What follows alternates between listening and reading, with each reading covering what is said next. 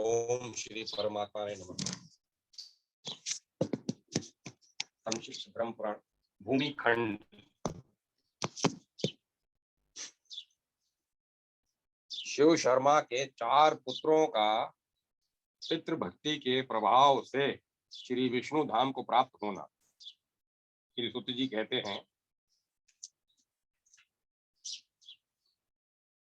पश्चिम समुद्र के तट द्वारका नाम से प्रसिद्ध एक नगरी है। पश्चिमी समुद्र तट पर द्वारका नाम से प्रसिद्ध एक नगरी है। वहां योग शास्त्र के ज्ञाता एक ब्राह्मण देवता सदा निवास करते थे। उनका नाम था शिव शर्मा। वे वेद शास्त्रों के अच्छे विद्वान थे। उनके 5 पुत्र हुए जिन्हें शास्त्रों का पूर्ण ज्ञान था। उनके नाम इस प्रकार हैं: यज्ञ शर्मा, वेद शर्मा, धर्म शर्मा, विष्णु शर्मा तथा सोम शर्मा। ये सभी पिता के भक्त थे। द्विज श्रेष्ठ शिव शर्मा ने उनकी भक्ति देखकर सोचा, पितृभक्त पुरुषों के हृदय में जो भाव होना चाहिए वह मेरे इन पुत्रों के हृदय में है या नहीं। इस बात को बुद्धि पूर्वक परीक्षा करके जानने का प्रयत्न करूं। शिव शर्मा ब्रह्म वेत्ताओं में श्रेष्ठ थे। उपाय का ज्ञान था। उन्होंने माया द्वारा अपने पुत्रों के सामने एक घटना उपस्थित की। पुत्रों ने देखा उनकी माता महान ज्वर रोग से पीड़ित होकर मृत्यु को प्राप्त हो गई। तब वे पिता के पास जाकर बोले, तात, हमारी माता अपने शरीर का परित्याग करके चली गई। अब उसके विषय में आप हमें क्या आज्ञा देते हैं। द्विज से शिव शर्मा ने अपने भक्ति परायण ज्येष्ठ पुत्र यज्ञ शर्मा को संबोधित करके कहा, बेटा, इस तीखे हथियार से अपनी माता के सारे अंगों को टुकड़े टुकड़े करके इधर उधर फेंक दो। पुत्र ने पिता की आज्ञा के अनुसार ही कार्य किया। पिता ने भी यह बात सुनी। इससे उन्हें उस पुत्र की भक्ति के विषय में पूर्ण निश्चय हो गया। तब उन्होंने दूसरे पुत्र को पितृभक्ति जानने का विचार किया और वेद शर्मा के पास जाकर कहा, बेटा, मैं स्त्री के बिना नहीं रह सकता। तुम मेरी आज्ञा मानकर जाओ और समस्त सौभाग्य संपत्ति से युक्त जो स्त्री मैंने देखी है उसे मेरे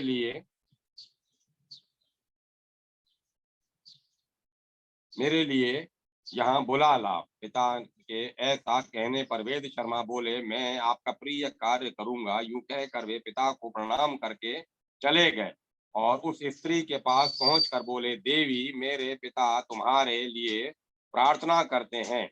यद्यपि वे वृद्ध हैं तथापि तुम मेरे अनुरोध से उन पर कृपा करके उनके अनुकूल हो जाओ।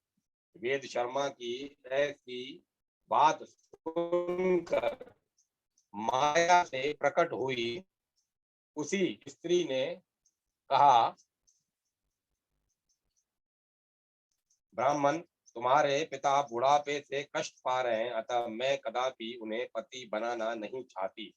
उन्हें खांसी का रोग है। उसके मुंह में कफ भरा रहता है। इस समय दूसरी बीमारियों ने भी उन्हें पकड़ रखा है। रोग के कारण वे शिथिल एवं आर्त हो गए हैं। अतः मुझे उनका समागम नहीं चाहिए। मैं तुम्हारे साथ रमण करना चाहती हूँ, तुम्हारा प्रिय कार्य करूंगी। तुम दिव्य लक्षणों से संपन्न, दिव्य रूपधारी तथा महान तेजस्वी हो, अतः मैं तुम्ही को पाना चाहती हूँ। मानद, उस बुढ़ापे को लेकर क्या करोगे?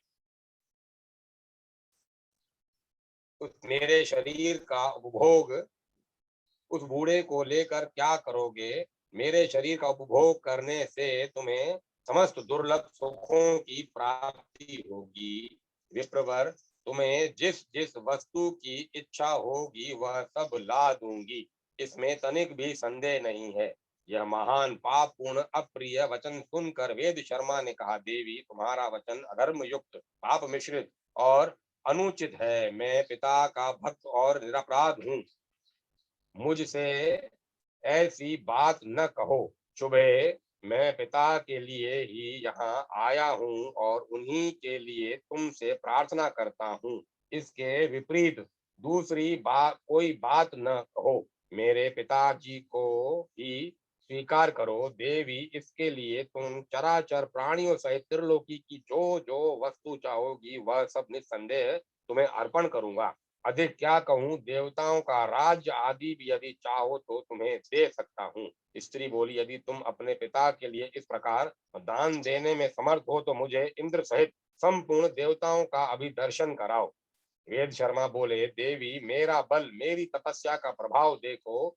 मेरे आवाहन करने पर ये इंद्र आदि श्रेष्ठ देवता यहाँ आ पहुंचे।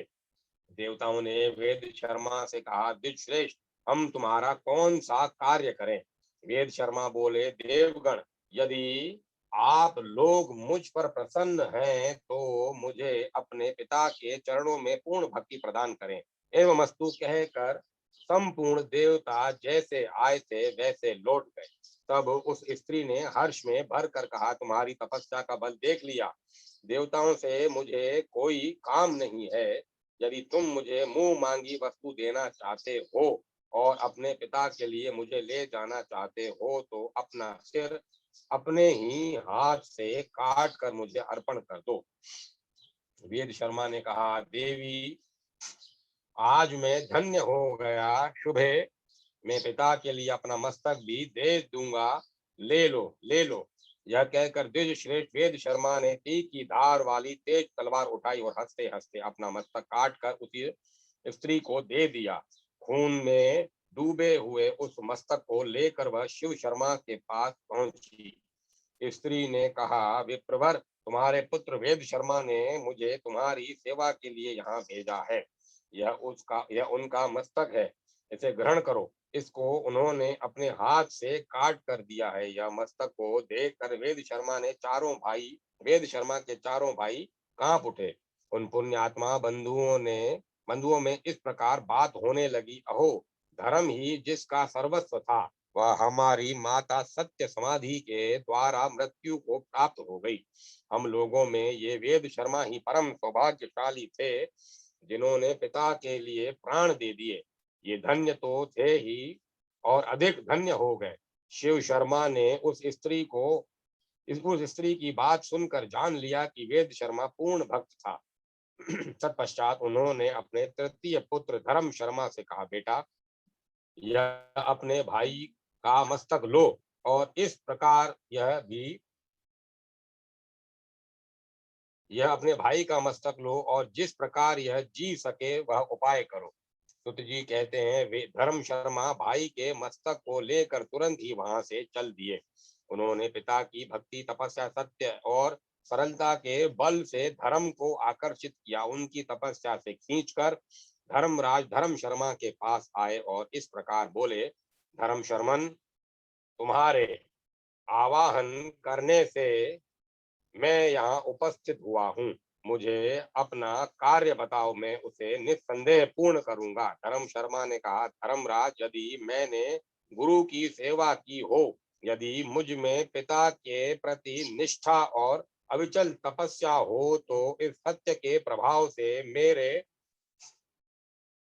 भाई वेद शर्मा जी उठे। धर्म बोले, महामते, मैं तुम्हारी तपस्या और पितृ भक्ति से संतुष्ट हूँ। तुम्हारे भाई जी जाएंगे, तुम्हारा कल्याण हो। धर्म वेत्ताओं के लिए जो दुर्लभ है, ऐसा कोई उत्तम वरदान मुझसे और मांग लो। धर्म शर्मा ने जब धर्म का यह उत्तम वचन सुना तो उस महायशस्वी ने महात्मा व्यवस्वत से कहा, धर्मराज, यदि आप मुझ पर प्रसन्न हैं तो पिता के चरणों की पूजा में अविचल भक्ति, धर्म में अनुराग और अंत में मोक्ष का वरदान मुझे दीजिए। तब धर्म ने कहा, मेरी कृपा से यह सब कुछ तुम्हें प्राप्त होगा। उनके मुख से यह महावाक्य निकलते ही वेद शर्मा उठकर खड़े हो गए, मानो वे सोते से जाग उठे हों। उठते ही महाबुद्धिमान वेद शर्मा ने धर्म शर्मा से कहा, भाई, वे देवी कहाँ गई, पिताजी कहाँ हैं। धर्म शर्मा ने थोड़े में सब हाल कह सुनाया। सब हाल जानकर वेद शर्मा को बड़ी प्रसन्नता हुई। उन्होंने धर्म शर्मा से कहा, प्रिय बंधु, इस पृथ्वी पर तुम्हारे जैसा भाई मेरा हितैषी कौन है। तदंतर दोनों भाई प्रसन्न होकर अपने पिता शिव शर्मा के पास गए। उस समय धर्म शर्मा ने तेजस्वी पिता से कहा, महाभाग, आज मैंने आपके पुत्र वेद शर्मा को मस्तक और जीवन के साथ यहाँ ला दिया, आप इन्हें स्वीकार कीजिए। तदंतर शिव शर्मा ने विनित भाव से सामने खड़े हुए चौथे पुत्र महामती विष्णु शर्मा से कहा, बेटा मेरा कहना करो, आज ही इंद्रलोक को जाओ और वहां से अमृत ले आओ। मैं अपनी इस प्रियतमा के साथ इस समय अमृत पीना चाहता हूँ, क्योंकि अमृत सब रोगों को दूर करने वाला है। महात्मा पिता का यह वचन सुनकर विष्णु शर्मा ने उनसे कहा, पिताजी मैं आपके कथनानुसार सब कार्य करूंगा। यह कहकर परम बुद्धिमान धर्मात्मा विष्णु शर्मा ने पिता को प्रणाम किया और उनकी प्रदक्षिणा करके अपने महान बल, तपस्या तथा नियम के प्रभाव से आकाश मार्ग द्वारा इंद्रलोक की यात्रा की। अंतरिक्ष मार्ग से जब वे आकाश के भीतर घुसे, तब देवराज इंद्र ने उन्हें देखा और उनका उद्देश्य जानकर उनमें उसमें विघ्न डालना प्रारंभ किया। उन्होंने मेनका से कहा, सुंदरी मेरी आज्ञा से शीघ्रता पूर्वक जाओ और विप्रवर विष्णु शर्मा के कार्य में बाधा डालो।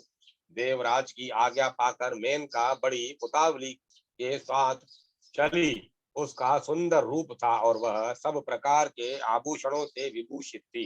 नंदन वन के भीतर पहुंचकर वह झूले में जा बैठी और मधुर स्वर से गीत गाने लगी। उसका संगीत वीणा के स्वर के समान था। विष्णु शर्मा ने उसे देखा और उसके मनोभाव को समझ लिया। उन्होंने सोचा, यह एक बहुत बड़े विघ्न के रूप में उपस्थित हुई है। इंद्र ने इसे भेजा है, यह मेरी भलाई नहीं कर सकती। यह विचार कर वे शीघ्रता पूर्वक आगे बढ़ गए। मेनका ने उन्हें जाते देखा और पूछा, महामते कहाँ जाओगे। विष्णु शर्मा बोले, मैं पिता के कार्य से इंद्रलोक में जाऊंगा, वहां पहुंचने के लिए मुझे बड़ी जल्दी है। मेनका ने कहा, विप्रवर मैं कामदेव के बाणों से घायल होकर इस समय तुम्हारी शरण में आई हूँ। यदि धर्म का पालन करना चाहते हो तो मेरी रक्षा करो। विष्णु शर्मा बोले, सुमुखी, मुझे देवराज का सारा चरित्र मालूम है। तुम्हारे मन में क्या है यह भी मुझसे छिपा नहीं है। तुम्हारे तेज और रूप से विश्वामित्र आदि दूसरे लोग ही मोहित होते हैं। मैं शिव शर्मा का पुत्र हूँ, मुझ पर तुम्हारा जादू नहीं चल सकता। अबले मैं योग सिद्धि को प्राप्त हूँ, तपस्या से सिद्ध हो चुका हूँ। काम आदि बड़े बड़े दोषों को मैंने पहले ही जीत लिया है। तुम किसी दूसरे पुरुष का आश्रय लो, मैं इंद्रलोक को जा रहा हूँ। यूं कहकर द्विज श्रेष्ठ विष्णु शर्मा शीघ्रता पूर्वक चले गए। मेनका का प्रयत्न निष्फल हुआ। देवराज के पूछने पर उसने सब कुछ बता दिया। तब इंद्र ने बारंबार विघ्न उपस्थित किया, किंतु महायशस्वी ब्राह्मण ने अपने तेज से उन सब विघ्नों का नाश कर दिया। उनके उपस्थित किए हुए भयंकर विघ्नों का विचार करके महातेजस्वी विष्णु शर्मा को बड़ा क्रोध हुआ। उन्होंने सोचा, मैं इंद्रलोक में इंद्र को गिरा दूंगा और देवताओं की रक्षा के लिए दूसरा इंद्र बनाऊंगा। वे इस प्रकार विचार कर ही रहे थे कि देवराज इंद्र वहां आ पहुंचे और बोले, महाप्राज्ञ विप्र, तपस्या, नियम, इंद्रिय संयम, सत्य और शोच के द्वारा तुम्हारी समानता करने वाला दूसरा कोई नहीं है। तुम्हारे इस पितृ भक्ति से मैं देवताओं सहित परास्त हो गया। साधु श्रेष्ठ, तुम मेरे सारे अपराध क्षमा करो और मुझसे कोई वर मांगो, तुम्हारा कल्याण हो। तुम्हारे मांगने पर मैं दुर्लभ से दुर्लभ वर दे दूंगा।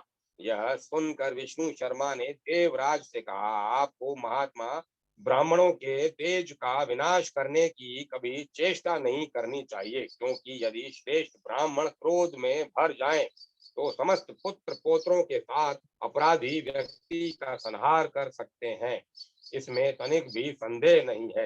यदि आप इस समय यहाँ न आए होते तो मैं अपनी तपस्या के प्रभाव से आपके इस उत्तम राज्य को छीनकर किसी दूसरे को दे डालने का विचार कर चुका था। मेरी आंखें क्रोध से लाल हो रही थी, किंतु आपके आने से मेरा भाव बदल गया। देवेंद्र, आप आकर मुझे वर देना चाहते हैं तो अमृत दीजिए, साथ ही पिता के चरणों में अविचल भक्ति प्रदान कीजिए।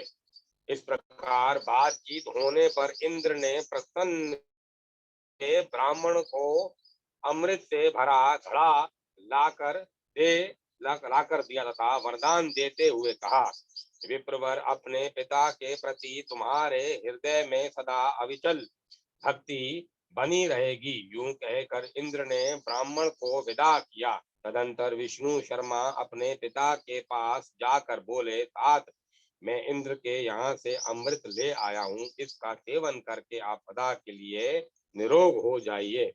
शिव शर्मा पुत्र की यह बात सुनकर बहुत संतुष्ट हुए और सब पुत्रों को बुलाकर कहने लगे, तुम सब लोग पितृभक्ति से युक्त और मेरी आज्ञा के पालक हो, अतः प्रसन्नता पूर्वक मुझसे कोई वर मांगो।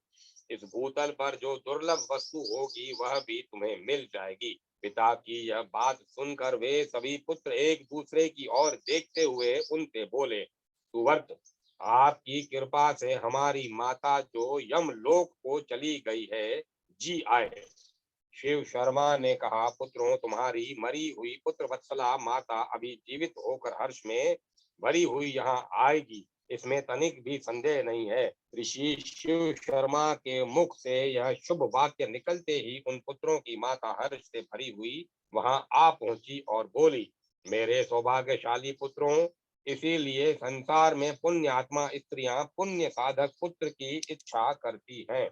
इसका जिसका कुल जिसका कुल के अनुरूप आचरण हो, जो अपने कुल का आधार तथा माता पिता को तारने वाला हो, ऐसे उत्तम पुत्र को कोई भी स्त्री पुण्य के बिना कैसे पा सकती है। न जाने मैंने कैसे कैसे पुण्य किए थे, जिनके फल स्वरूप ये धर्म प्राण, धर्मात्मा, धर्म वत्सल तथा अत्यंत पुण्य भागी महात्मा मुझे पति रूप में प्राप्त हुए।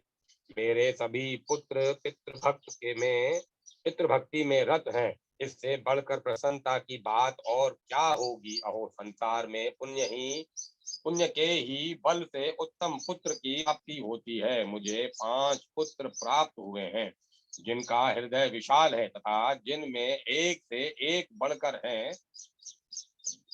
मेरे सभी पुत्र यज्ञ करने वाले पुण्यात्मा, तपस्वी, तेजस्वी तथा और पराक्रमी है। इस प्रकार माता के कहने पर पुत्रों को बड़ा हर्ष हुआ और वे अपनी माता को प्रणाम करके बोले, माँ, अच्छे माता पिता की प्राप्ति बड़े पुण्य से होती है। तुम सदा पुण्य कर्म करती रहती हो। हमारे बड़े भाग्य थे जो तुम हमें माता के रूप में प्राप्त हुई, जिनके गर्भ में आकर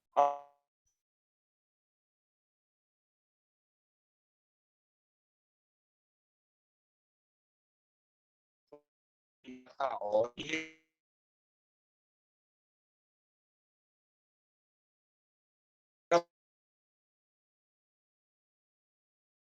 संतुष्ट होने पर तुम लोग अक्षय लोकों का उपभोग करते हो।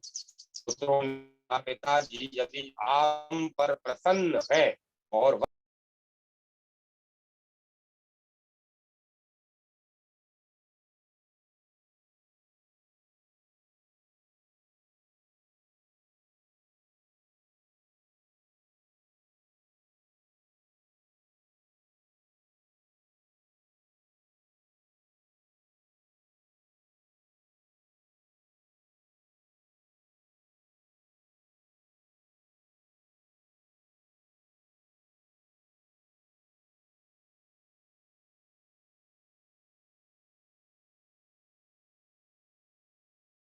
पिताजी, यदि आप हम पर प्रसन्न हैं और वर देना चाहते हैं तो हमें भगवान श्री विष्णु के गोलोक धाम में भेज दीजिए,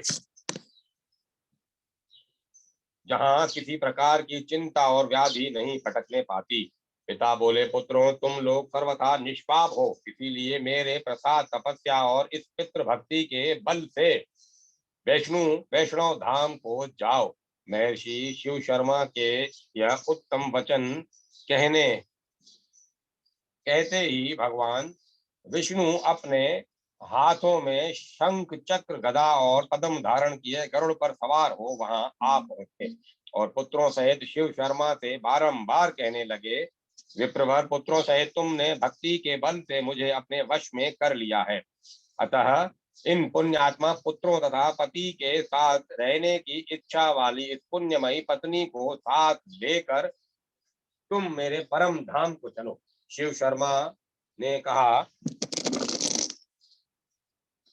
शिव शर्मा ने कहा, भगवान, ये मेरे चारों पुत्र ही इस समय परम उत्तम वैष्णव धाम में चले। मैं पत्नी के साथ अभी भूलोक में ही कुछ काल व्यतीत करना चाहता हूँ। मेरे साथ मेरा कनिष्ठ पुत्र सोम शर्मा भी रहेगा।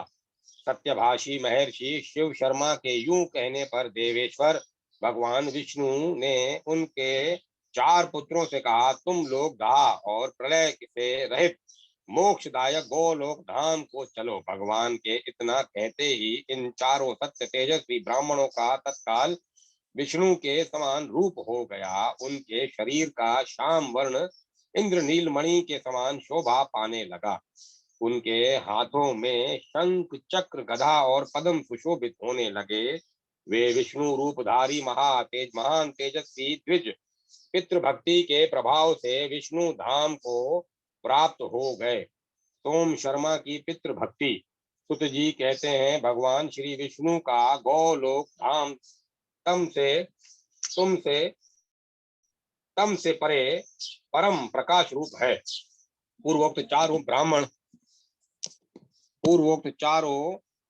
ब्राह्मण जब उस लोक में चले गए तब महाप्राज्य शिव शर्मा ने अपने छोटे पुत्र से कहा, महामते सोम शर्मन, तुम पिता की भक्ति में रत हो। मैं इस समय तुम्हें यह अमृत का घड़ा दे रहा हूँ। तुम सदा इसकी रक्षा करना। मैं पत्नी के साथ तीर्थ यात्रा करने जाऊंगा। यह सुनकर सोम शर्मा ने कहा, महाभाग, ऐसा ही होगा। बुद्धिमान शिव शर्मा सोम शर्मा के हाथ में वह घड़ा देकर वहां से चल दिए और 10 वर्षों तक निरंतर तपस्या में लगे रहे। धर्मात्मा सोम शर्मा दिन रात आलस्य छोड़कर उस अमृत कुंभ की रक्षा करते रहे। 10 वर्ष के पश्चात महायशस्वी शिव शर्मा पुनः लौट कर वहां आए।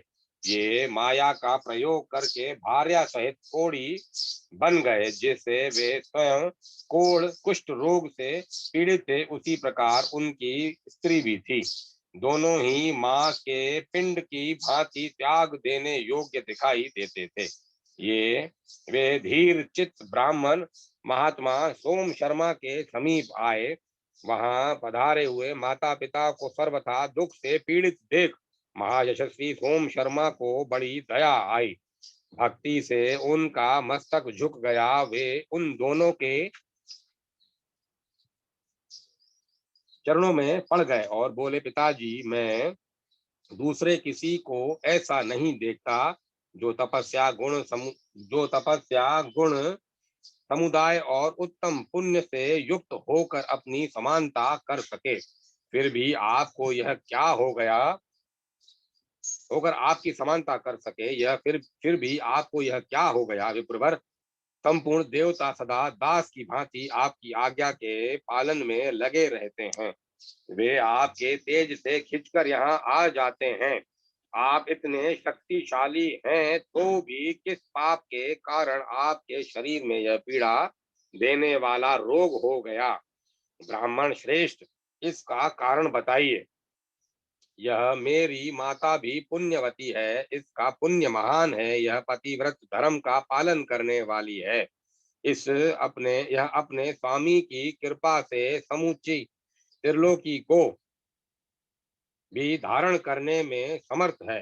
जो रोग द्वेष का परित्याग करके भांति भांति के कर्मों द्वारा अपने पति देव का पूजन करती है, देवताओं की ही भांति गुरुजनों के प्रति भी जिसके हृदय में आदर का भाव है, वह मेरी माता क्यों इस कष्टकारी कुष्ठ रोग का दुख भोग रही है। शिव शर्मा बोले, महाभाग तुम शोक न करो, सबको अपने कर्मों का ही फल भोगना पड़ता है, क्योंकि मनुष्य प्राय पूर्वकृत पाप और पुण्यमय कर्मों से युक्त होता ही है। अब तुम हम दोनों रोगियों के घाव को धोकर साफ करो। पिता का यह शुभ वाक्य सुनकर महायशस्वी सोम शर्मा ने कहा, आप दोनों पुण्यात्मा हैं, मैं आपकी सेवा अवश्य करूंगा। माता पिता की शुश्रूषा के सिवा मेरा और कर्तव्य ही क्या है। सोम शर्मा उन दोनों के दुख से दुखी थे। वे माता पिता के मल मूत्र तथा कफ आदि धोते, अपने हाथ से उनके चरण पखारते और दबाया करते थे। उनके रहने और नहाने आदि का प्रबंध भी वे पूर्ण भक्ति के साथ स्वयं ही करते थे। विप्रवर सोम शर्मा बड़े यशस्वी धर्मात्मा और सत्पुरुषों में श्रेष्ठ थे। उन वे अपने दोनों गुरुजनों को कंधे पर बिठाकर में ले जाया करते थे। वे वेद के ज्ञाता थे, अतः मांगलिक मंत्रों का उच्चारण करके दोनों को अपने हाथ से विधि पूर्वक नहलाते और स्वयं भी स्नान करते थे। फिर पितरों का तर्पण और देवताओं का पूजन भी वे उन दोनों से प्रतिदिन कराया करते थे। स्वयं अग्नि में होम होम करते अपने दोनों महागुरु माता पिता को प्रसन्न करते हुए अपने सब कार्य उन्हें बताया करते थे। सोम शर्मा उन दोनों को प्रतिदिन शैया पर सुलाते और उन्हें वस्त्र का पुष्प आदि सब सामग्री निवेदन करते थे। परम सुगंधित पान लगाकर माता पिता को अर्पण करते और नित्य प्रति उनकी इच्छा के अनुसार फल मूल दूध आदि उत्तमोत्तम भोज्य पदार्थ खाने को देते थे। इस क्रम से वे सदा ही माता पिता को प्रसन्न रखने की चेष्टा करते थे। पिता सोम शर्मा को बुलाकर उन्हें नाना प्रकार के कठोर एवं दुखदायी वचनों से पीड़ित करते और आतुर होकर उन्हें डंडों से पीटते भी थे। यह सब करने पर भी धर्मात्मा सोम शर्मा कभी पिता के ऊपर क्रोध नहीं करते थे। वे सदा संतुष्ट रहकर मन वाणी और क्रिया तीनों के ही द्वारा पिता की पूजा करते थे। ये सब बातें जानकर शिव शर्मा अपने चरित्र पर विचार करने लगे। उन्होंने सोचा, सोम शर्मा का मेरी सेवा में अधिक अनुराग दिखाई देता है, इसीलिए समय पर उसके तप की परीक्षा की इसके मैंने इसके तप की परीक्षा की है, किंतु मेरा पुत्र भक्ति भाव तथा सत्य पूर्ण बर्ताव से भ्रष्ट नहीं हो रहा। निंदा करने और मनो मारने पर भी सदा मीठे वचन बोलता है। इस प्रकार मेरा बुद्धिमान पुत्र दुष्कर सदाचार का पालन कर रहा है, अतः अब मैं भगवान श्री विष्णु के प्रसाद से उसके दुख को दूर करूंगा। इस प्रकार बहुत देर तक सोच विचार करने के पश्चात परम बुद्धिमान शिव शर्मा ने पुनः माया का प्रयोग करके अमृत के घड़े से अमृत का अपहरण कर लिया। उसके बाद सोम अमृत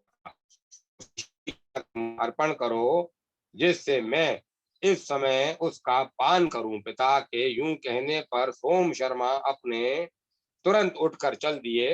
अमृत के घड़े के पास जाकर उन्होंने देखा कि वह खाली पड़ा है, उसमें अमृत की एक बूंद भी नहीं है। यह देखकर परम सौभाग्यशाली सोम शर्मा ने मन ही मन कहा, यदि मुझ में सत्य और गुरु शुश्रूषा है, यदि मैंने पूर्व काल में निश्चल हृदय से तपस्या की है, इंद्रिय संयम सत्य और शोच आदि धर्मों का ही सदा पालन किया है, तो यह घड़ा निश्चय ही अमृत से भर जाए। महाभाग सोम शर्मा ने इस प्रकार विचार करके जो ही उस घड़े की ओर देखा, त्यों ही वह अमृत से भर गया। घड़े को भरा देख उसे हाथों में ले यहाँ महायशस्वी सोम शर्मा तुरंत ही पिता के पास गए और उन्हें प्रणाम करके बोले, पिताजी लीजिए, यह अमृत से भरा घड़ा आ गया। महाभाग अब इसे पीकर शीघ्र ही रोग मुक्त हो जाइए। पुत्र का यह परम पुण्यमय तथा सत्य और धर्म के उद्देश्य से युक्त मधुर वचन सुनकर शिव शर्मा को बड़ा हर्ष हुआ। वे बोले, पुत्र, आज मैं तुम्हारी को तपस्या, इंद्रिय संयम, शोच, गुरु कुशा तथा भक्ति भाव से विशेष संतुष्ट हूँ। लो, अब मैं इस विकृत रूप का त्याग करता हूँ। यूं कहकर ब्राह्मण शिव शर्मा ने पुत्र को अपने पहले रूप में दर्शन दिया। सोम शर्मा ने माता पिता को पहले जिस रूप में देखा था उसी रूप में उस समय भी देखा। वे दोनों महात्मा सूर्य मंडल की भांति तेज से दीप रहे थे। सोम शर्मा ने बड़ी भक्ति के साथ उन महात्माओं के चरणों में मस्तक झुकाया।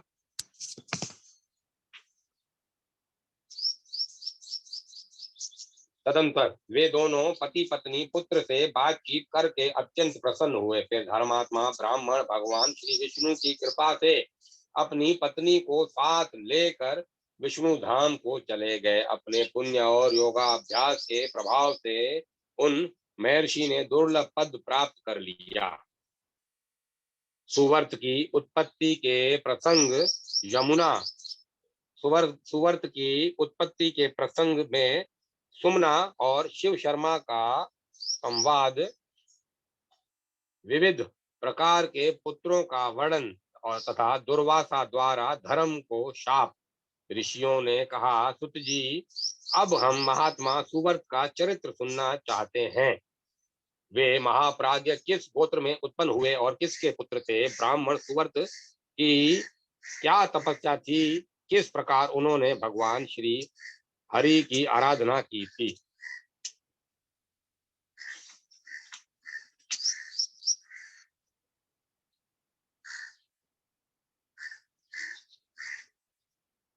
सुत जी कहते हैं,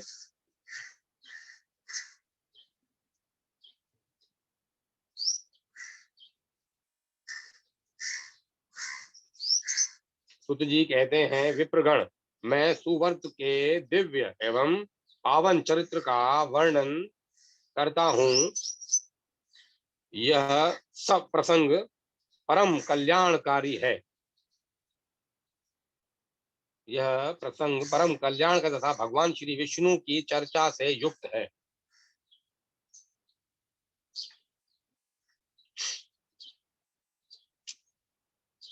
पूर्व कल्प की बात है। नर्मदा के पाप नाशक तट पर अमरकंटक तीर्थ के भीतर कौशिक वंश में एक श्रेष्ठ ब्राह्मण उत्पन्न हुए थे। उनका नाम था सोम शर्मा।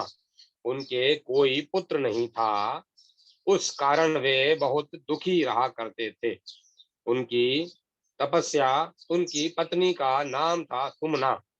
वह उत्तम व्रत का आचरण करने वाली थी। एक दिन उसने अपने पति को चिंतित देखकर कहा, नाथ, चिंता छोड़िए। चिंता के समान दूसरा कोई दुख नहीं है, क्योंकि वह शरीर को सुखा डालती है।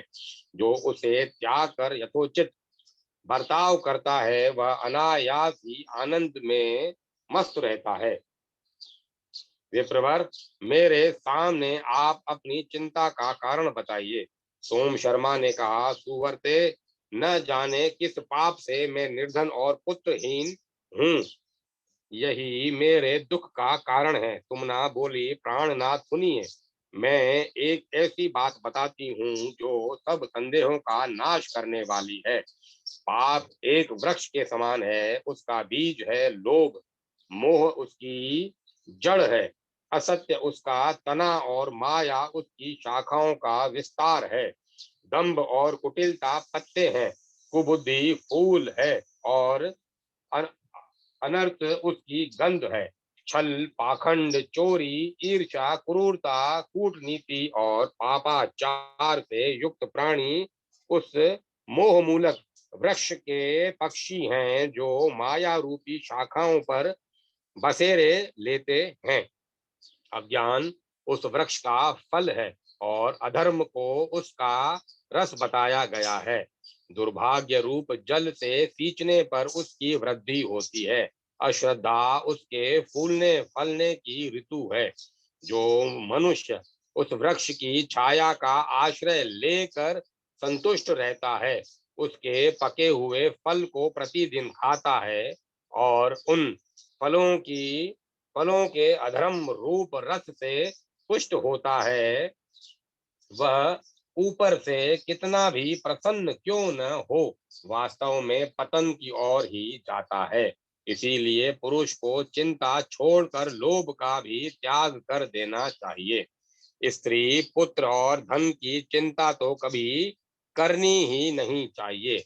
प्रियतम, कितने ही विद्वान भी मूर्खों के मार्ग पर अवलंबन करते हैं,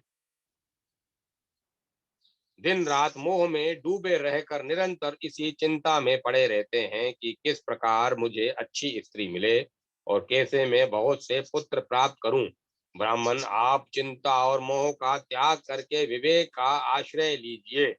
कोई पूर्व जन्म में ऋण देने के कारण इस जन्म में अपने संबंधी हाथ होते अपने संबंधी होते हैं और कोई कोई धरोहर हड़प लेने के कारण भी संबंधी के रूप में जन्म लेते हैं। पत्नी, पिता, माता, भृत्य, स्वजन और बांधव सब लोग अपने अपने ऋणानुबंध से ही इस पृथ्वी पर उत्पन्न होते हैं। जिसने जिस भाव से धरोहर हड़प ली है, वह उसी भाव से उसके यहाँ जन्म लेता है। धरोहर का स्वामी रूपवान और गुणवान पुत्र होकर पृथ्वी पर उत्पन्न होता है और धरोहर के अपहरण करने का बदला लेने के लिए दारुण दुख देकर चला जाता है। जो किसी कारण लेकर मर जाता है, उसके यहाँ दूसरे जन्म में ऋणदाता पुरुष, पुत्र, भाई, पिता, पत्नी और मित्र रूप से उत्पन्न होता है। वह सदा ही अत्यंत दृष्टा पूर्ण बर्ताव करता है। गुणों की ओर तो वह कभी देखता ही नहीं। क्रूर स्वभाव और निष्ठुर आकृति बनाए अपने स्वजनों को सदा कठोर बातें सुनाया करता है। प्रतिदिन मीठी मीठी वस्तुएं स्वयं खाता है। घर में रहते हुए धन का बलपूर्वक उपभोग करता है और रोकने पर कुपित हो जाता है। विप्रवर, अब मैं आपके सामने शत्रु स्वभाव वाले पुत्र का वर्णन करती हूँ। वह बाल्य अवस्था से ही सदा शत्रुओं का सा बर्ताव करता है। खेल कूद में भी पिता माता को मार मार कर भगाता है और बारंबार हंसा करता है। क्रोध युक्त स्वभाव को लेकर ही बड़ा होता है और सदा वेर के काम में लगा रहता है। वह प्रतिदिन पिता और माता की निंदा करता है, फिर विवाह संबंध हो जाने पर नाना प्रकार से धन का अपव्यय करता है। घर और खेत आदि सब मेरा ही है, तुम लोग कौन हो मेरा हाथ रोकने वाले। यूं कहकर पिता और माता को प्रतिदिन पीटता रहता है। उनकी मृत्यु के पश्चात न वह श्राद्ध करता है और न कभी दान ही करता है। ऐसे बहुतेरे पुत्र पृथ्वी पर उत्पन्न होते रहते हैं। अब मैं उस पुत्र का वर्णन करती हूँ जिसके द्वारा प्रिय वस्तु की प्राप्ति होती है। ऐसा बालक बचपन से ही माता पिता का प्रिय करता है। वयस्क बड़ा होने पर भी उनके प्रिय साधन में लगा रहता है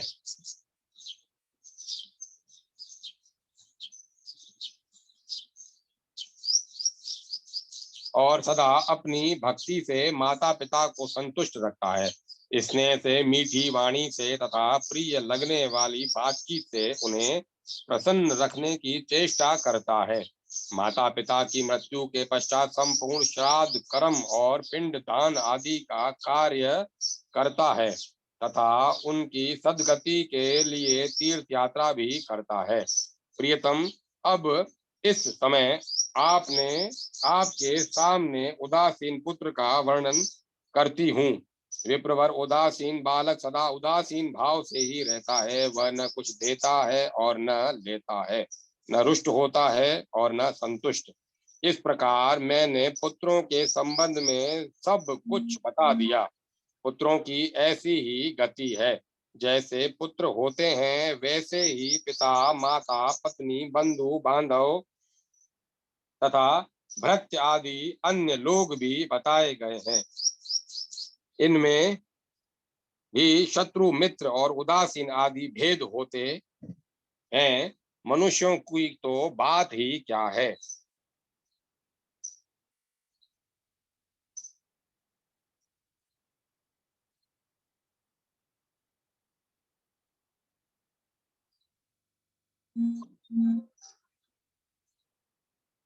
पशु, घोड़े, हाथी, भैंसे आदि भी ऐसे ही होते हैं।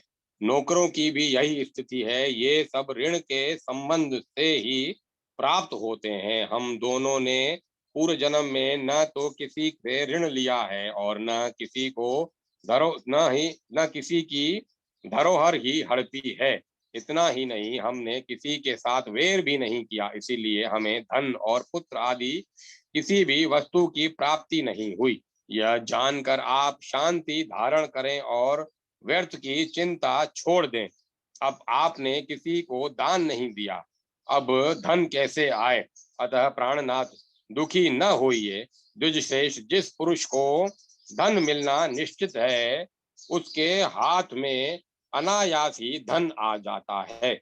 मनुष्य उस धन की बड़े यत्न से रक्षा करता है, किंतु जब वह जाने को होता है तब चला ही जाता है। ऐसा समझकर आप शांत हो जाइए। निरर्थक चिंता छोड़िए। महान मोह से मूढ़ विवेक शून्य हुए मानव पाप में आस, आसक्त चित्त आसक्त चित्त होकर कहने लगते हैं कि यह घर, यह पुत्र और यह स्त्री मेरी है। किंतु प्राणनाथ, संसार का यह बंधन सदा झूठा ही दिखाई देता है। सोम शर्मा बोले, कल्याणी, तुम ठीक कहती हो। तुम्हारा यह वचन सब प्रकार के संदेहों का नाश करने वाला है। तथापि सत्य के ज्ञाता साधु पुरुष वंश की इच्छा रखते हैं। प्रिय, मुझे पुत्र की चिंता है। जी में आता है, जिस किसी उपाय से संभव हो मैं पुत्र अवश्य उत्पन्न करूं। तुमना ने कहा, महाभाग, एक ही विद्वान पुत्र श्रेष्ठ है। बहुत से गुणहीन पुत्रों को लेकर क्या करना। एक ही पुत्र कुल का उद्धार करता है। दूसरे तो केवल कष्ट देने वाले होते हैं। पुण्य से ही पुत्र प्राप्त होता है, पुण्य से ही अच्छा कुल मिलता है तथा पुण्य से ही उत्तम गर्भ की प्राप्ति होती है। इसीलिए आप पुण्य का अनुष्ठान कीजिए। प्राणनाथ, पुण्य कर्म करने वाले मनुष्य ही सुख राशि का उपभोग करते हैं। सोम शर्मा बोले, भद्रे, मुझे पुण्य का अनुष्ठान बताओ। उत्तम पुण्य कैसे होता है, पुण्य के लक्षणों का वर्णन करो। सुमना ने कहा, प्राणनाथ, पुरुष या स्त्री को सदा जिस प्रकार बर्ताव करना चाहिए तथा जिस प्रकार पुण्य करने से कीर्ति, पुत्र, प्यारी स्त्री तथा धन की प्राप्ति होती है, वह सब मैं बताती हूँ तथा पुण्य का लक्षण भी कहती हूँ। ब्रह्मचर्य, तपस्या, पंच यज्ञों का अनुष्ठान, दान, नियम, क्षमा, शोच, अहिंसा, उत्तम शक्ति तथा और चोरी का अभाव, ये 10 पुण्य के अंग हैं। इनके अनुष्ठान से धर्म की पूर्ति करनी चाहिए। धर्मात्मा पुरुष मन, वाणी और शरीर तीनों की क्रिया से धर्म का संपादन करता है। फिर वह जिस जिस वस्तु का चिंतन करता है, वह दुर्लभ होने पर भी उसे प्राप्त हो जाती है। सोम शर्मा ने पूछा, भामिनी, धर्म का स्वरूप कैसा है और उसके कौन कौन से अंग हैं। प्रिय, इस विषय को सुनने की मेरे मन में बड़ी रुचि हो रही है, अतः तुम प्रसन्नता पूर्वक इसका वर्णन करो।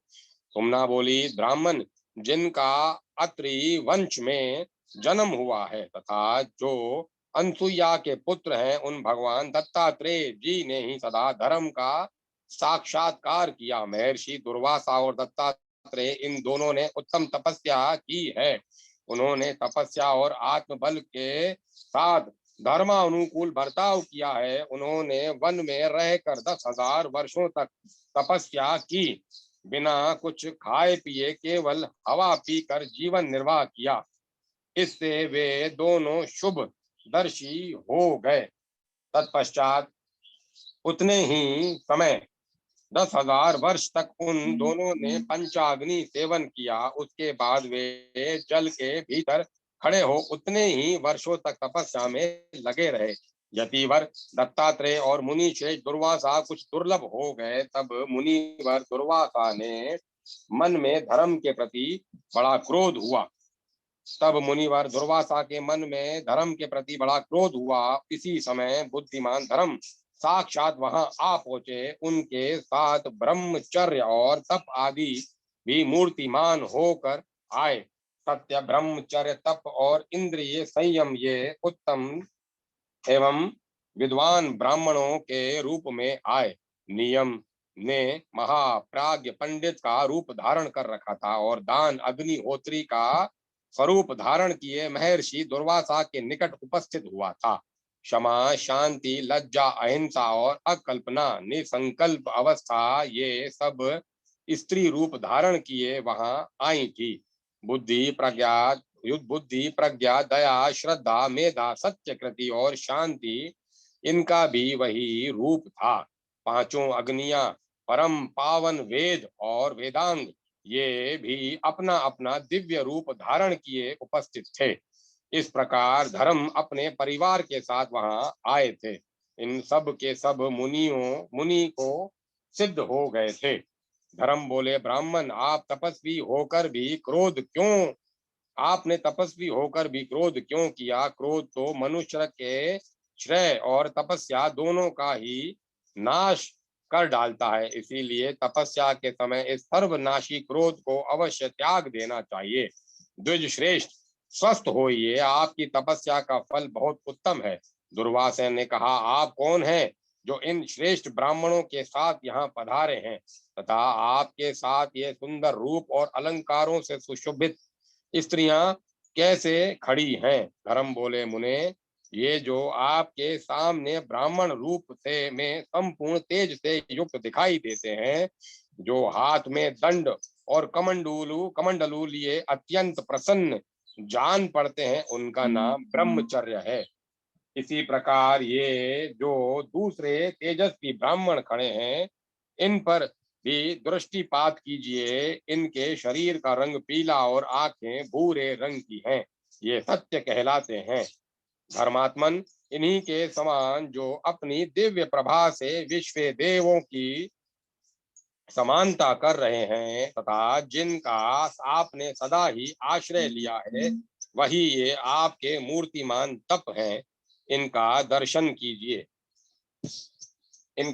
कीजिए, जिनकी वाणी प्रसाद गुण से युक्त है, जो दीप्तिमान दिखाई देते हैं, संपूर्ण जीवों पर दया करना जिनका स्वभाव है तथा जो सर्वदा आपका पोषण करते हैं, वे ही दम, इंद्रिय संयम यहाँ व्यक्त रूप धारण करके उपस्थित हैं। जिनके मस्तक पर जटा है, जिनका स्वभाव कुछ कठोर जान पड़ता है, जिनके शरीर का रंग कुछ पीला है, जो अत्यंत तीव्र और महान सामर्थ्यशाली प्रतीत होते हैं तथा जिन्होंने श्रेष्ठ ब्राह्मण का रूप धारण कर हाथ में तलवार ले रखी है, वे पापों का नाश करने वाले नियम है।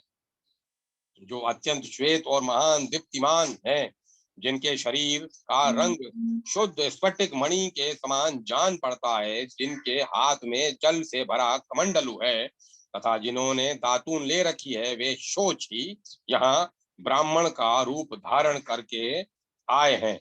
स्त्रियों में ये शुश्रूषा है, जो सत्य से विभूषित परम सौभाग्यवती और अत्यंत साध्वी है, जिसका स्वभाव अत्यंत धीर है, जिसके सारे अंगों से प्रसन्नता टपक रही है, जिसका रंग गोरा और मुख पर हास्य की छटा छा रही है, वे कमल लोचना सरस्वती है। द्विज श्रेष्ठ, यह दिव्य आभूषणों से युक्त क्षमा उपस्थित है, जो परम शांत, सुस्थिर और अनेकों मंगलमय विधानों से सुशोभित है। महाप्राज्ञ तुम्हारी ज्ञान स्वरूपा शांति भी दिव्य आभूषणों से विभूषित होकर यहाँ आई है।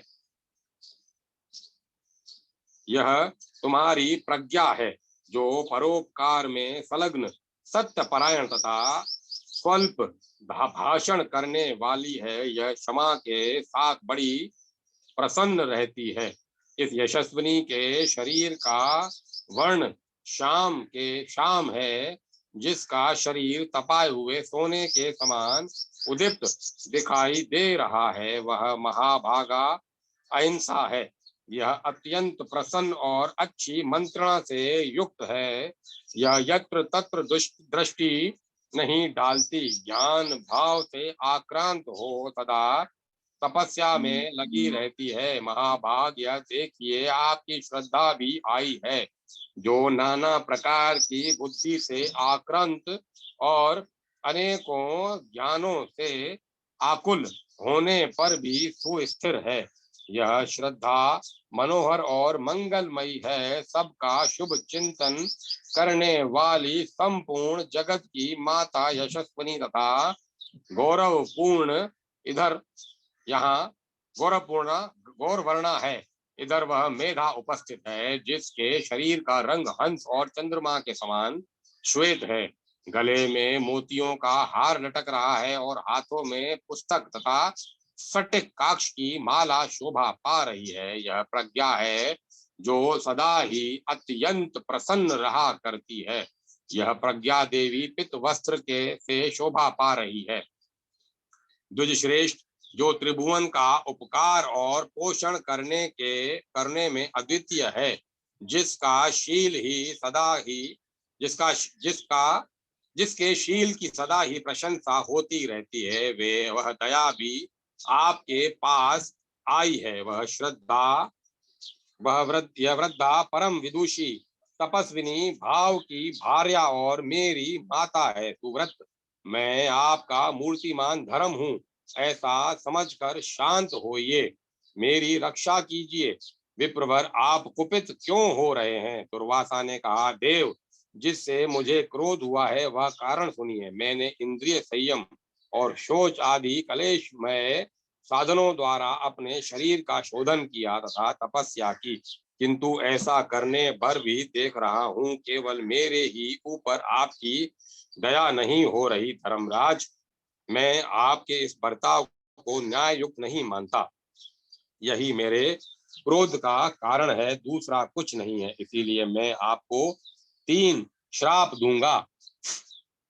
धर्म, आप राजा और दासी पुत्र होइए। धर्म, आप राजा और दासी पुत्र होइए, साथ ही स्वेच्छा अनुसार चांडाल योनियों में भी प्रवेश कीजिए। इस प्रकार 3 शाप देकर द्विज श्रेष्ठ दुर्वासा चल दिए। सोम शर्मा ने पूछा, भामिनी महात्मा, दुर्वासा का शाप पाकर धर्म की क्या अवस्था हुई? उन शापों का उपभोग उन्होंने किस प्रकार किया? यदि जानती हो तो बताएं। सुमना बोली, प्राणनाथ धर्म ने भरत वंशीय में राजा युधिष्ठिर के रूप में जन्म ग्रहण किया। दासी पुत्र होकर जब वे उत्पन्न हुए तब विदुर के नाम से उनकी प्रसिद्धि हुई। अब तीसरे शाप का उपभोग बतलाती हूँ। जिस समय महर्षि विश्वामित्र ने राजा हरिश्चंद्र को बहुत कष्ट पहुंचाया, उस समय परम बुद्धिमान धर्म चांडाल के स्वरूप को प्राप्त हुए थे।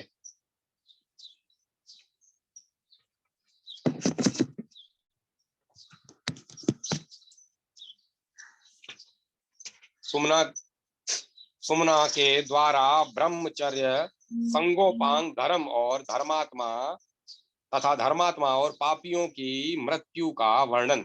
सोम शर्मा ने कहा, भामिनी, ब्रह्मचर्य के लक्षण का विस्तार पूर्वक वर्णन करो। सुमना बोली, नाथ, सदा सत्य भाषण में जिसका अनुराग है, जो पुण्यात्मा होकर साधुता का आश्रय लेता है, ऋतु काल प्राप्त होने पर अपनी स्त्री के साथ समागम करता है, स्वयं दोषों से दूर रहता है और अपने कुल के सदाचार का कभी त्याग नहीं करता, वह सच्चा ब्रह्मचारी है। द्विजश्रेष्ठ, मैंने ग्रस्त के ब्रह्मचर्य का वर्णन किया है। यह ब्रह्मचर्य ग्रस्त पुरुषों को सदा मुक्ति प्रदान करने वाला है।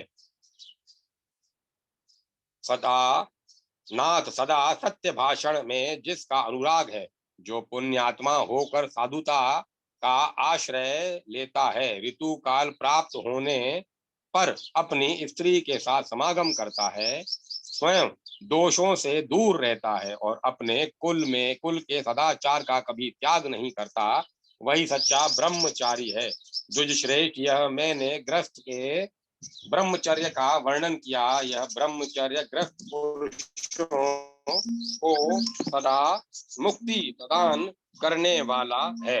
अब मैं यतियों सन्यासियों के ब्रह्मचर्य का वर्णन करूंगी, आप ध्यान देकर सुने।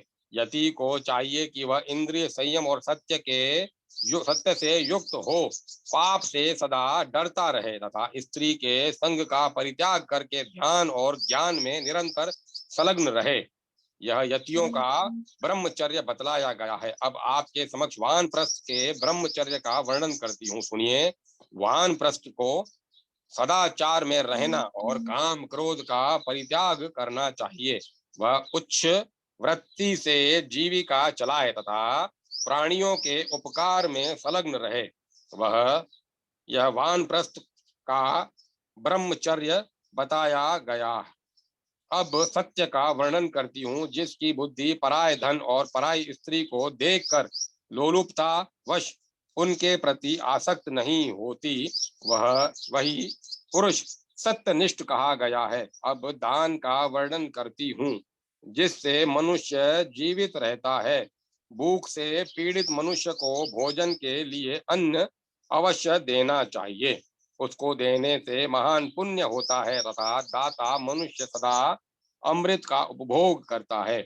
अपने वैभव के अनुसार प्रतिदिन कुछ न कुछ दान करना चाहिए। सहानुभूति पूर्वक वचन, तृण, शैया, घर की शीतल छाया, पृथ्वी, जल, अन्न, मीठी बोली, आसन, वस्त्र या निवास स्थान और पैर धोने के लिए जल, ये सब वस्तुएं तो जो प्रतिदिन अतिथि को निष्कटक भाव से अर्पण करता है, वह इलोक और परलोक में भी आनंद का अनुभव करता है।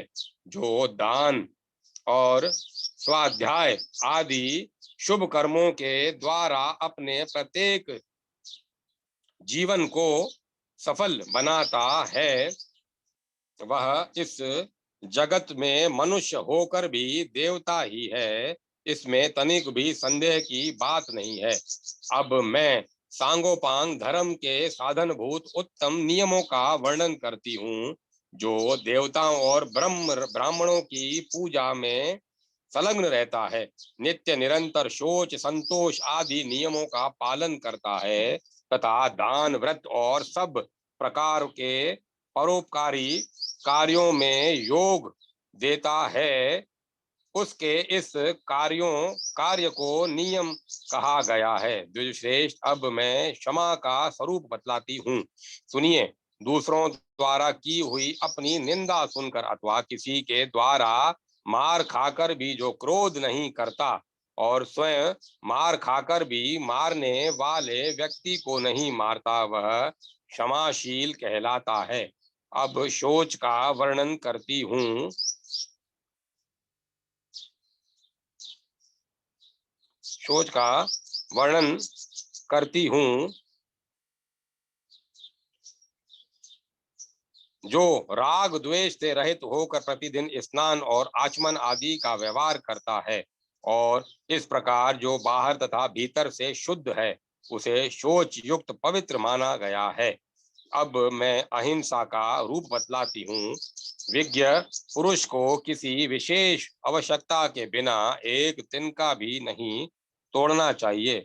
संयम के साथ रहकर प्रत्येक जीव की हिंसा से दूर रहना चाहिए और अपने प्रति जैसे बर्ताव की इच्छा होती है, वैसा ही बर्ताव दूसरे के साथ स्वयं भी करना चाहिए। अब शांति के स्वरूप का वर्णन करती हूँ। शांति से सुख की प्राप्ति होती है, अतः शांतिपूर्ण आचरण अपना कर्तव्य है। कभी खिन्न नहीं होना चाहिए। प्राणियों के साथ वैर भाव का सर्वथा परित्याग करके मन में भी कभी वैर का भाव नहीं आने देना चाहिए। अब आस्ते का स्वरूप बतलाती हूँ। परधन और पर स्त्री का कदापि अपहरण न करें।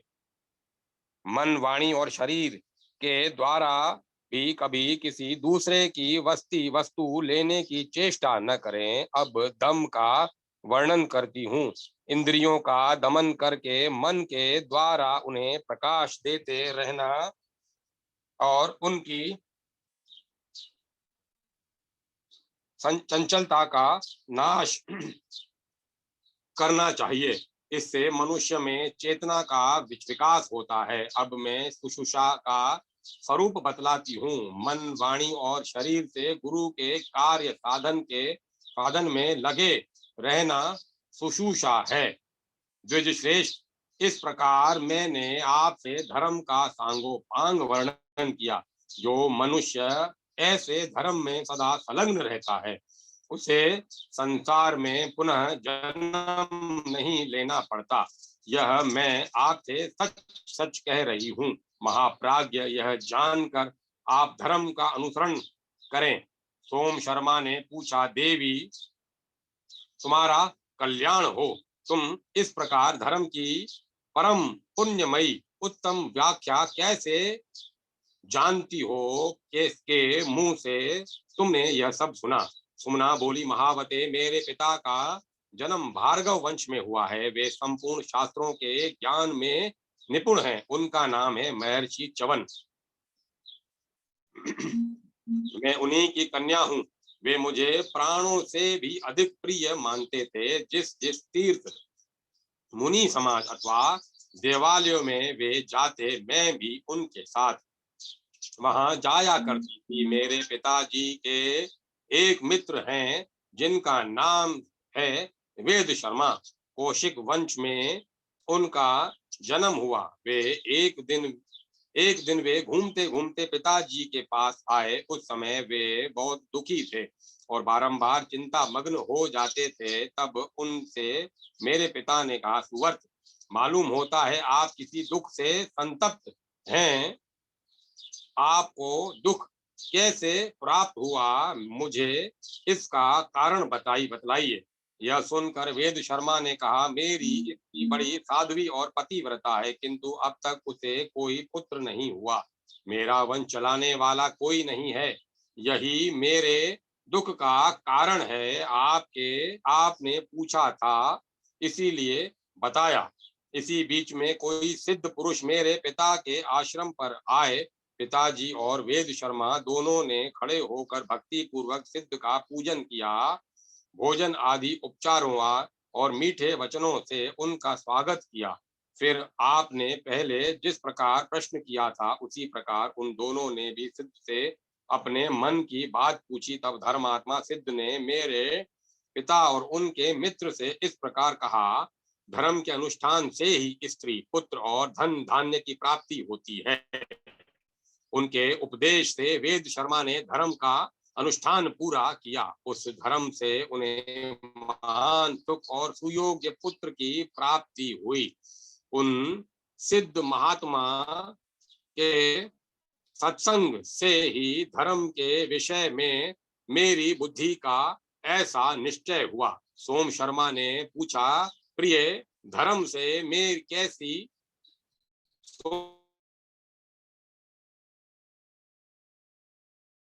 जन्म होता है? शास्त्र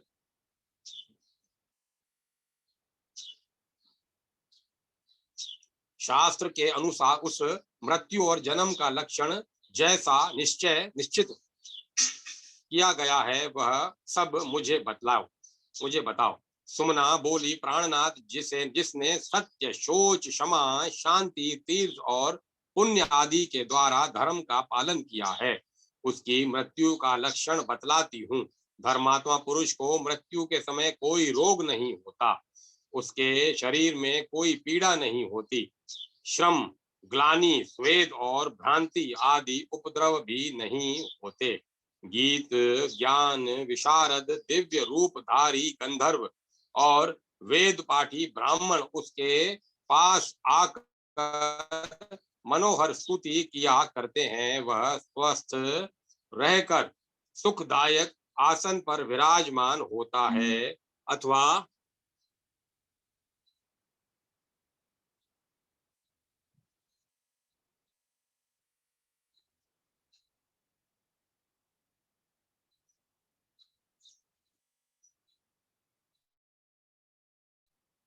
देव पूजा में बैठा होता है। ऐसा भी हुआ करता है कि धर्मपरायण बुद्धिमान पुरुष मृत्यु काल में स्नान के लिए तीर्थ स्थानों में पहुंचा हो। अग्निहोत्र, गृह, गौशाला, देव मंदिर, बगीचा, पोखरा, पीपल या बड़ का वृक्ष तथा पाकर अथवा बेल का पेड़ ये मृत्यु के लिए पवित्र स्थान माने गए हैं। धर्मात्मा पुरुष धर्मराज के दूतों को प्रत्यक्ष देखता है। वे स्नेह से युक्त और मुस्कुराते हुए दिखाई देते हैं। ये मरने वाला जीव स्वपदेश के अधीन नहीं होता। के दूत कहते हैं, महाभाग परम बुद्धिमान धर्मराज आपको बुला रहे हैं। दूतों की बात सुनकर उसे मोह और संदेह नहीं होता, उसका चित्त प्रसन्न ही हो जाता है। वह ज्ञान विज्ञान के से संपन्न हो भगवान श्री विष्णु का स्मरण करता है और संतुष्ट एवं हृष्ट चित्त होकर उन दूतों के साथ चला जाता है। सोम शर्मा ने पूछा, भद्रे, पापियों की मृत्यु किन लक्षणों से युक्त होती है, इसका विस्तार के साथ वर्णन करो। सुमना बोली, प्राणनाथ सुनिए, मैं महापातकी मनुष्य की मृत्यु के स्थान और चेष्टा का वर्णन करती हूँ। दुष्ट आत्मा पुरुष विष्टा और मूत्र आदि अपवित्र वस्तुओं से युक्त और पापियों से भरे हुए भूभाग में रहकर बड़े दुख से प्राण त्याग करता है। चांडाल के स्थान पर जाकर दुख पूर्वक मरता है। गुधा से घिरी हुई गधों से घिरी हुई भूमि में, वेश के भवन में तथा चामर के घर में जाकर वह मृत्यु प्राप्त करता है। हड्डी, चमड़े और नखों से भरी हुई पृथ्वी पर पहुंचकर दुष्ट आत्मा पुरुष की मृत्यु होती है। अब मैं उसे ले जाने की इच्छा से आए हुए यमदूतों की चेष्टा का वर्णन करती हूँ। वे अत्यंत भयानक घोर और दारुण रूप धारण किए आते हैं। उनके शरीर अत्यंत काले, पेट लंबे लंबे और आंखें कुछ कुछ पीली होती हैं, कोई पीले, कोई नीले और कोई अत्यंत सफेद होते हैं। पापी पुरुष उन्हें देखकर कांप उठता है, उसके शरीर से बारंबार पसीना छूटने लगता है। अब मैं दुखी जीव की चेष्टा बताती हूँ। लोभ और स्वाद से मोहित होकर पापी पुरुष जो पराये धन और पराई स्त्रियों का अपहरण किए रहते हैं, पहले दूसरे से ऋण लेकर बाद में उसे चुका नहीं पाते तथा असत्य प्रिय असत्य प्रतिग्रह आदि जो अन्य बड़े बड़े पाप किए रहते हैं। सारांश यह कि मृत्यु से पहले वे जितना भी पापों का आचरण किए रहते हैं, वे सभी पाप महापापी के कंठ में आकर उसके कफ को रोक देते हैं और दुस्सह दुख पहुंचाते हैं। असहाय पीड़ाओं से उसका कंठ घरघराने लगता है। वह बारंबार रोता और माता पिता भाई पत्नी और पुत्रों का स्मरण करता है। फिर महापाप से मोहित होकर वह सबको भूल जाता है। अत्यंत पीड़ा से व्याकुल होने पर भी उसके प्राण शीघ्रता पूर्वक नहीं निकलते। वह कांपता, तलमलाता और रह रहकर मूर्छित हो जाता है। इस प्रकार लोभ और मोह से युक्त मनुष्य सदा मूर्छित होकर ही प्राण त्यागता है। तत्पश्चात यमराज के दूत उसे यमलोक में ले जाते हैं। उस समय उसको जो दुख भोगना पड़ता है उसका वर्णन करती हूँ। जहाँ ढेर के ढेर अंगारे बिछे होते हैं, उस मार्ग पर पापी को घसीटते हुए ले जाया जाता है। वहां वह दुष्ट आत्मा जीव बारंबार आग में जलता और छटपटाया करता है। जहाँ 12 सूर्यों के ताप से युक्त अत्यंत तीव्र धूप पड़ती है, उसी मार्ग से उसे पहुंचाया जाता है। वहां वह सूर्य की प्रचंड किरणों से संतप्त और भूख प्यास से पीड़ित होता रहता है। यमदूत उसे गदा, डंडे और फरसों से मारते, कोड़ों से पीटते तथा गालियां सुनाते हैं। तदंतर वे पापी को उस मार्ग ले जाते हैं जहां जाड़ा अधिक पड़ता है और ठंडी हवाओं का झोंका सहना पड़ता है। पापी पुरुष शीत से पीड़ित होकर उस मार्ग को तय करता है। यमदूत उसे घसीटते हुए घसीटते हुए नाना प्रकार के दुर्गम स्थानों में ले जाते हैं। इस प्रकार देवता और ब्राह्मणों की निंदा करने वाले संपूर्ण पापों से युक्त दुष्ट आत्मा पापी पुरुष को यमराज के दूत यमलोक में ले जाते हैं। वहां पहुंचाकर वह दुष्ट आत्मा यमराज को काले अंजन की राशि के समान देखता है। वे उग्र, दारुण और भयंकर रूप धारण किए भैंसे पर सवार दिखाई देते हैं। अनेकों यमदूत उन्हें घेरे खड़े रहते हैं। उनके साथ सब प्रकार के रोग और चित्रगुप्त भी हैं उपस्थित होते हैं। श्रेष्ठ, उस समय भगवान धर्मराज का मुख विकराल दाढ़ों के कारण अत्यंत भयानक और काल के समान प्रतीत होता है। यमराज धर्म में बाधा डालने वाले उस महापापी दुष्ट को देखते ही अत्यंत दुखदायी दुस्सह अस्त्र शस्त्रों द्वारा पीड़ा पहुंचाते हुए उसे कठोर दंड देते हैं। वह पापी 1000 युगों तक नाना प्रकार की यात्राओं में पकाया जाता है। इस प्रकार दुष्ट बुद्धि वाला पापात्मा मनुष्य अपने पाप का उपभोग करता है। तत्पश्चात वह जिन जिन योनियों में जन्म लेता है उसका भी वर्णन करती हूँ। कुछ काल तक कुत्ते की योनि में रहकर वह दुष्ट आत्मा अपना पाप भोगता है। उसके बाद व्याघ्र और फिर गधा होता है। तदंतर बिलाव, सुअर और सांप की योनि में जन्म लेता है। इस तरह अनेक भेदों वाली संपूर्ण पाप योनि में उसे बारंबार जन्म लेना पड़ता है। इस प्रकार मैंने आपसे पापियों के जन्म का सारा वृतांत भी बतला दिया। वशिष्ठ जी के द्वारा सोम शर्मा के पूर्व जन्म संबंधी शुभाशुभ कर्मों का वर्णन तथा उन्हें भगवान के भजन का उपदेश। अब मैं कथा को यही विराम देता हूँ, कल आगे आनंद लेंगे।